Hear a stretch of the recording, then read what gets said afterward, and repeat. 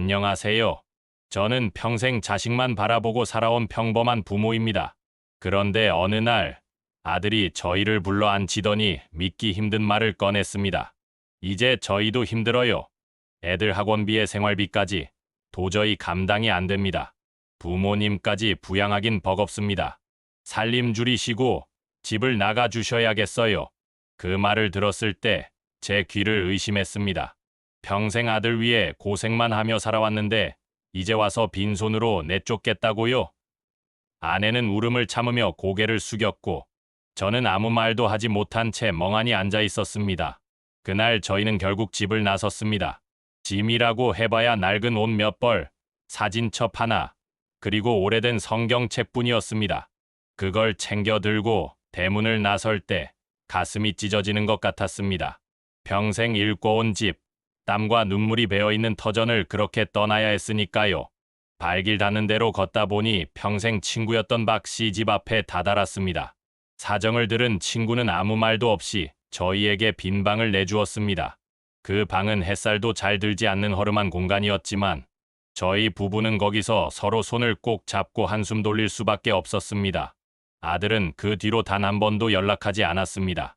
오히려 동네 사람들에게 부모님이 집을 나갔다는 소문만 퍼졌습니다. 그 말이 제 귀에 들어올 때마다 가슴은 갈기갈기 찢어졌습니다.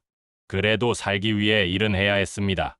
저는 마을 밭일을 도우며 겨우 품삯을 받아왔고 아내는 허리 굽혀 허드레시를 했습니다. 저녁마다 겨우 묽은 죽 한 그릇을 나눠 먹으며 버텼습니다. 그러던 어느 날이었습니다. 가게 앞을 지나던 제 눈에 복권 한 장이 들어왔습니다. 에라, 한번 사보자. 이런 것도 해봐야지. 그렇게 별 기대 없이 복권을 샀습니다. 사실 그 순간엔 작은 위로가 필요했던 것 같습니다.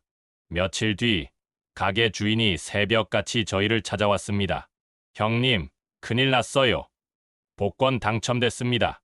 그것도 1등이에요. 순간 저는 귀를 의심했습니다. 손이 덜덜 떨리며 번호를 확인했는데 분명히 맞아 있었습니다. 아내는 제 손을 붙잡고 울음을 터뜨렸습니다. 여보, 우리가 살았다. 하늘이 우리를 버리지 않았어.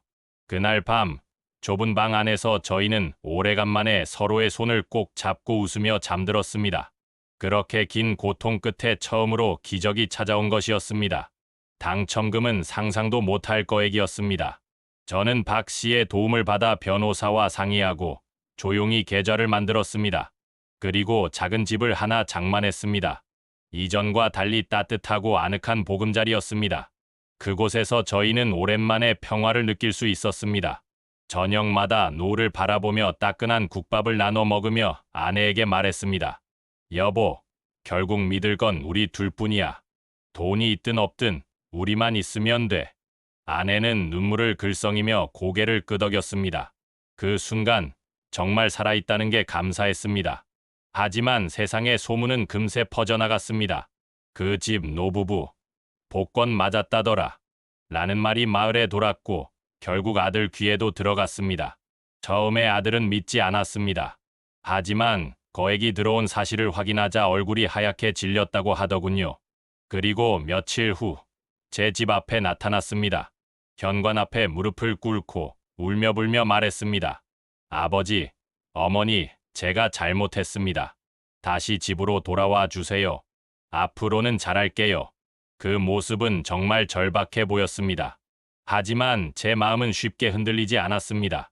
아내는 눈물을 글썽이며 아들을 바라봤습니다.